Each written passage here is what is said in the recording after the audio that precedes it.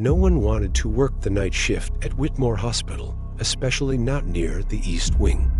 The building had been closed since 1996, following a series of unexplained electrical failures and a fire that damaged most of the records. Only one room remained untouched, room 217. For years, it had been part of hospital legend, a place where time didn't seem to behave normally. The janitorial team was tasked with clearing it out before demolition. But each morning, no matter how thoroughly they emptied it the night before, the room was full again, as if it had never been touched. Inside room 217, the objects were always the same: a rusted hospital bed with faded sheets, a tray with untouched food, a patient chart dated 1973, and a stack of black and white photographs taped to the mirror. The most disturbing part: the photos often showed images the cleaners didn't recognize from the previous night, and one morning, one of them swore she saw her own child in one of the pictures. Security footage never recorded anyone entering the room after it was cleared. But the night feeds often glitched exactly at 3:13 a.m. When the feed resumed, the room would be fully restored. Even digital backups showed the same distortion, as if the building itself rejected being observed during that time. Eli Navarro, a 22-year-old intern studying hospital history and digital archiving, volunteered to spend one night inside room 217. He claimed he didn't believe in ghosts, only in inconsistencies. He brought two cameras, a handheld recorder, and a journal. His plan was to document the exact moment when the room reset. Eli entered room 217 on October 9th at 11:47 p.m. His recordings show him walking in, setting up the equipment, and narrating everything with a calm, confident tone. He described the room's contents in detail, noting that nothing seemed especially threatening. He laughed, called the legends cute, and even made coffee with the old break room kettle. At 2:48 a.m., Eli begins hearing what he describes as shifting, not footsteps, not voices, but the sound of fabric moving, drawers opening slowly, like a memory being replayed. He whispers into the recorder. The air feels heavier, like the room is waiting for something. By 3:12 a.m., Eli is visibly unsettled. His journal entries become shorter, more fragmented. The camera facing the mirror begins to flicker. A blurry figure appears behind Eli, standing perfectly still, though Eli never reacts to it. For 38 seconds, the figure remains motionless. Then the clock turns 3:13. Every device Eli brought shuts off simultaneously. The audio cuts. The video freezes. The only thing that remains is the infrared feed, which shows Eli standing in the middle of the room, staring at something the camera doesn't capture.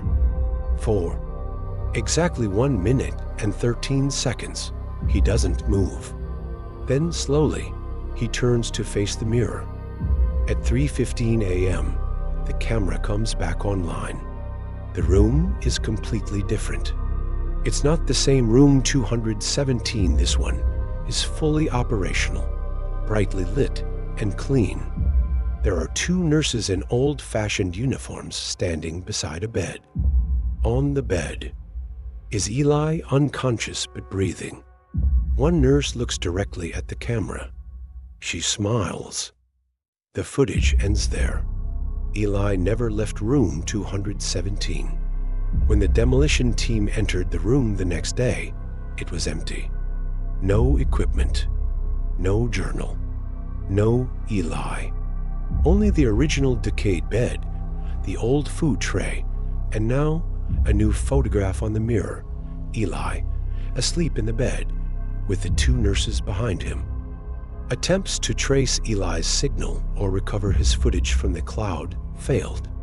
All logs from the internal hospital system were wiped clean. The digital historian team reported that their external hard drives had been overwritten with static files labeled only, property of room 217. Rumors spread fast. Some said the hospital was built over something ancient. Others believed room 217 wasn't haunted, but sentient a memory loop that collected anyone who tried to document it. The janitors refused to go near it. Even demolition crews refused to start from the East Wing. The official report listed Eli Navarro as a missing person. His parents never received his belongings. But 2 weeks later, a small box arrived at their home. No return address. Inside was Eli's ID badge, cracked down the middle, and a note, written in pencil on old hospital stationery. It read, "He's resting now. Don't try to wake him." Today, room 217 no longer exists. The wing was sealed off, the demolition canceled. Due to budget issues, the rest of the hospital was turned into a private archive, but that hallway remains closed. Security staff report hearing carts rolling down the East Wing at night. They don't investigate, but every now and then, the motion sensor outside room 217 blinks at exactly 3:13 a.m., and each time it does, the system receives one low-quality image, always the same. Eli, asleep in the bed, one nurse smiling, the other with her back turned to the camera. There are no explanations, no answers. The only thing investigators agree on is that something wanted to be remembered, not by name, not by records, but by presence. Whether room 217 was ever truly real, or just a space where memory and reality collided, no one knows. But those who try to prove it wrong always leave something behind. If you ever find yourself walking near an abandoned hospital and you hear a cart roll behind a closed door, keep walking. Whatever's in there already knows your name.